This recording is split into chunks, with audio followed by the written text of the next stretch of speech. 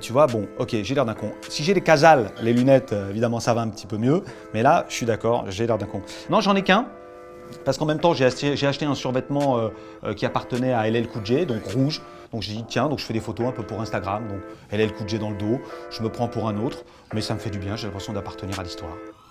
Bob Sinclair pour les 10 essentiels de JQ.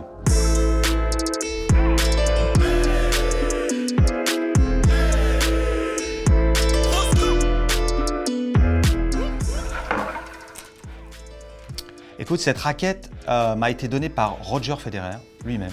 Petite signature là, tu vois, son autographe. 2 ans avant ses 30 ans, j'étais allé voir sa femme Mirka à Roland-Garros, et je m'en souviendrai toute ma vie, tu vois, je la vois, elle est à côté de moi parce que j'ai un pass à Roland-Garros, il m'autorise à aller un petit peu partout. Et je lui ai dit, pardonnez-moi de vous déranger Mirka, mais pour les 30 ans de Roger, si vous avez besoin d'un DJ, ça me ferait un énorme cadeau pour moi de venir là et de jouer pour vous, pour la famille, etc. Elle me dit, ah, c'est adorable. Donc elle m'a dit oui, je pensais qu'elle allait jamais me rappeler. Et 6 mois avant son anniversaire, elle m'appelle, elle me dit, est-ce que vous êtes toujours disponible, ça vous intéresse toujours? Parce qu'au mois de juillet, on va faire un événement surprise pour ses 30 ans.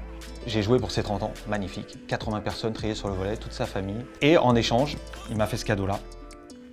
Alors normalement, il ne donne jamais d'objets à lui. Pourquoi? Parce qu'il a une fondation et tous les objets, donc tous ses vêtements, ses chaussures, sont vendus aux enchères pour sa fondation. C'est estimé ça entre 40 et 60 000 euros.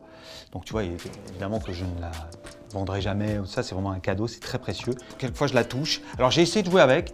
C'est quasiment injouable parce que ça pèse, pour les connaisseurs, ça pèse 340 grammes, donc sans le cordage. Donc 340 grammes, ça paraît pas lourd comme ça, mais je peux vous dire que c'est très lourd, c'est injouable. C'est une planche de bois, hein, mais par contre, quand on la centre bien, ça part vite. Deuxième objet, alors, on est toujours dans la phase sport, hein, parce que toujours les gens qui me disent, ouais, à ton âge, comment tu fais pour avoir un corps aussi incroyable? Les gens s'imaginent qu'on est obligé de faire 3 heures de sport par jour pour être en bonne santé, alors mange n'importe quoi, boive de l'alcool, et plus si affinité, j'en sais rien. J'ai toujours cet accessoire avec moi, donc cet élastique. Avec ça, tu peux tout faire. Donc si tu fais 10 minutes par jour d'élastique, avec donc ce qui s'appelle du poids de corps, gainage, etc., abdos, alors avec ça, le dos, les pecs, ça c'est magique, c'est mon objet sport.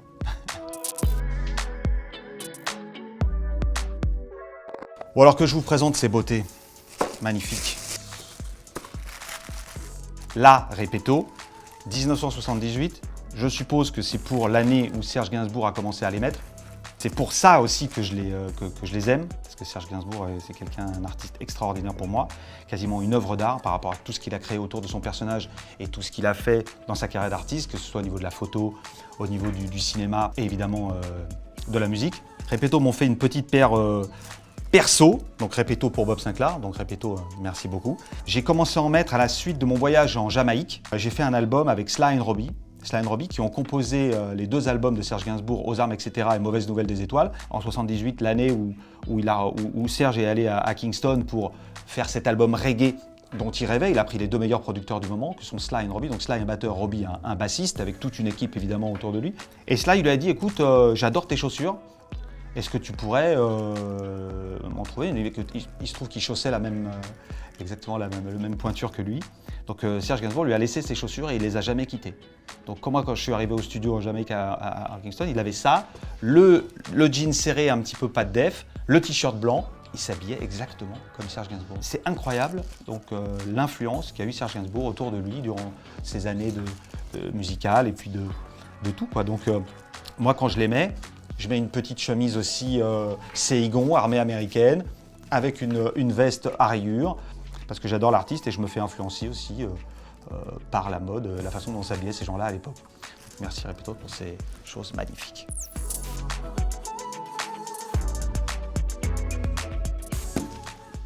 L'album Paradise.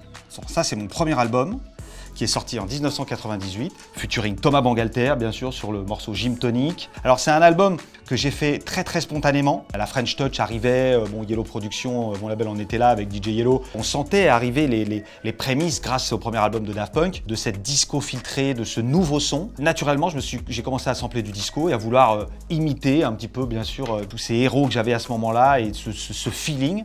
Et j'ai créé cet album, qui a été d'un coup considéré comme un album très commercial, parce que le morceau Gym Tonic, grâce à Thomas Bangalter des Daft Punk, le nom, la production est devenu un hit de club énorme. Donc c'est ce qui a lancé l'album. On a fait du CD, on a commencé à s'associer avec des majors. Donc si tu veux, tu vois, on n'était plus le petit label underground. Ça m'a beaucoup blessé à l'époque d'avoir des critiques très négatives sur cet album en disant oui, il a vendu son âme au diable et maintenant il fait des choses commerciales. Et ce qui est drôle, c'est qu'aujourd'hui, la référence des jeunes que je croise, c'est l'album de référence.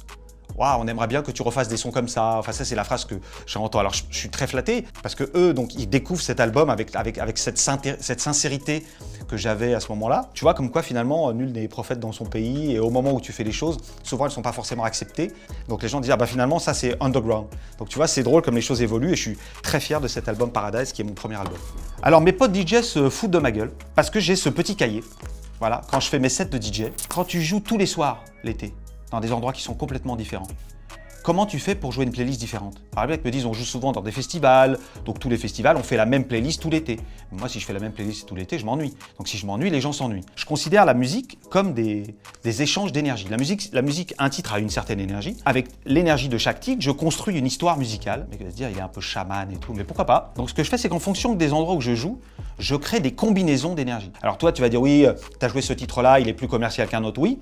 Donc le titre commercial va créer une énergie de bonheur, va fédérer cette énergie de bonheur chez les gens. Et je vais jouer un morceau juste après, un petit peu plus underground, qui va fédérer une énergie ou d'ennui pour les gens qui n'aiment pas, ou de mélancolie, ou de tristesse, ou de méchanceté. Mais en tout cas, je vais mélanger toutes ces énergies pour manipuler, entre guillemets, le dance floor qui est devant moi. Parfois, je joue des titres un petit peu au hasard et j'aime la combinaison qui se passe à ce moment-là, donc je les retiens et je recrée des playlists pour quasiment tous les endroits où je vais. Je fais des petites playlists, tu vois, africanisme, là t'es plutôt disco, tout ça, et c'est des combinaisons qui me plaisent, donc voilà, que j'écris sur ce petit cahier-là. Donc les mecs se disent, ouais, donc un peu old school, donc tu te dis, ah, il a encore son cahier, encore.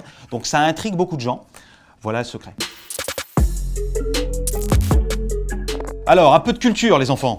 Sortez vos cahiers. Les gens ne le savent pas trop, mais moi, je suis issu de la culture hip-hop. C'est-à-dire que j'aime le rap et je m'intéresse donc à cette culture. Cette culture qui me touche profondément, c'est le graffiti, c'est la danse, c'est le MC, donc le maître de cérémonie, le mec qui prend le micro, donc le rappeur, et le DJ. Donc, on a fait des instrus avec des musiciens, ce qui a créé vraiment la couleur du label. Je vous invite à découvrir ce livre qui s'appelle Can't Stop, Won't Stop, qui a été écrit par Jeff Chang, qui est une histoire, alors il dit une histoire de la culture hip-hop, mais je pense que c'est vraiment l'histoire de la culture hip-hop. Comment la violence chez les Afro-Américains est passée donc justement d'une destruction à cette résurrection à travers l'art en général, qui en fait aujourd'hui la première musique consommée au monde, qui est aussi pour moi la musique la plus créative depuis 40 ans, qui est passée du disco, hein, au départ c'était du rap, les MC faisaient ça sur de la musique jouée, disco, et ensuite boîte à rythme, électronique, sampling, et qui revient aujourd'hui sur quelque chose de très musical.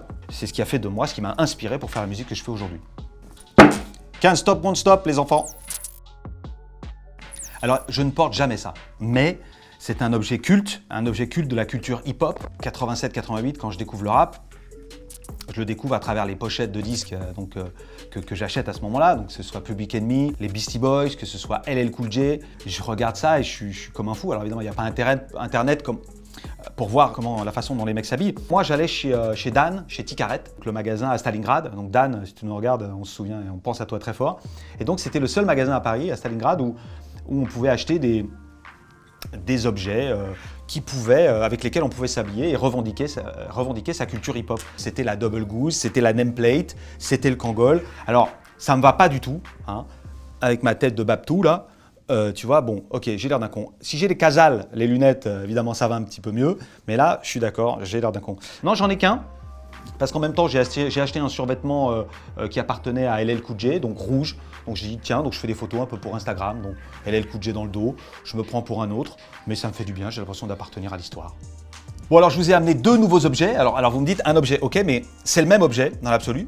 Alors ça s'appelle un Bear Brick, c'est un objet à la base donc, qui est créé par une société japonaise qui s'appelle Medicom, qui fabrique des figurines et des jouets, alors ou pour enfants ou pour adultes. Ils ont créé ce personnage, pas ce personnage, mais en tout cas ce petit ours en plastique, comme un objet promotionnel, début 2000, en 2001 exactement, pour une convention, je crois, de jouets. Et eux présentaient donc ce format en 1000%. Il y a des petites figurines de 100%, donc la même chose en 100%, 400% et 1000%. Les plus rares, donc les plus collectionnés, sont les 1000%, donc de cette taille-là. Et c'est devenu un objet extrêmement commercial et en même temps prisé par les marques. J'ai apporté deux objets assez représentatifs et surtout emblématiques de la marque. Ça, c'est un artiste qui s'appelle Cause, qui vient du graffiti new-yorkais et qui un jour s'est mis à faire des objets, donc aller un peu contre-culture. Donc il dessine ça, des premières éditions, début 2000, vers 2004-2005 je pense, avec Medicom. Et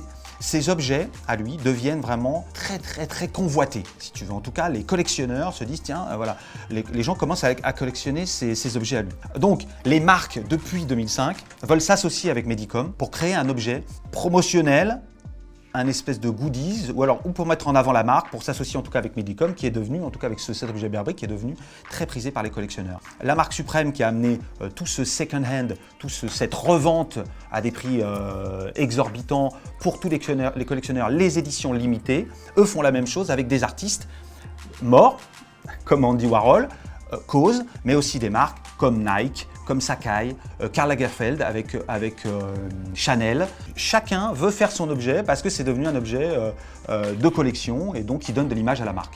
Il y a très peu d'exemplaires, je crois, je ne sais même pas, entre 500 et 1000, et que Cause est un artiste très prisé aujourd'hui. Il y a des enchères qui sont parties entre 5000 et 8000 euros pour cette pièce-là, il y a quelques mois. Ça vient de sortir, Andy Warhol, donc évidemment ça va monter. Je vous invite à découvrir cet objet qui s'appelle le Bearbrick.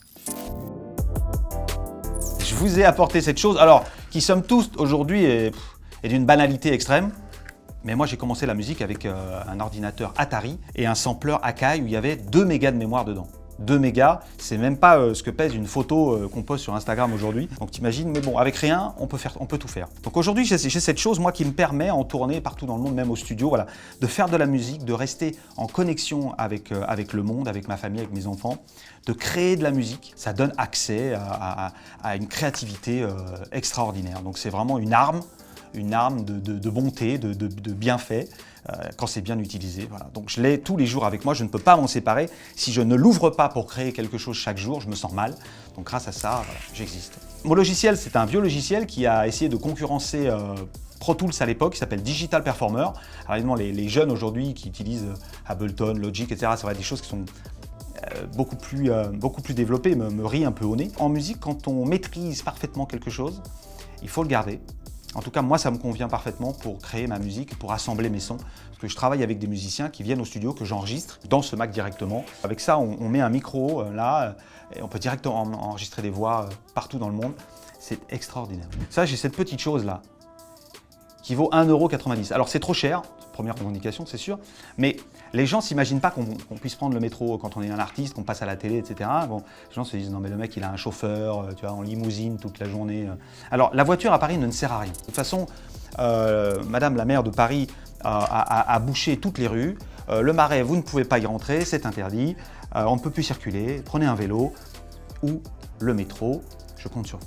Alors c'était mes 10 essentiels pour JQ, merci de m'avoir écouté, j'espère que ça vous a plu. N'oubliez pas, mon dernier single We Could Be Dancing vient de sortir sur toutes les plateformes, donc je vous invite à le découvrir ou à le réécouter si vous aimez. Je vous embrasse.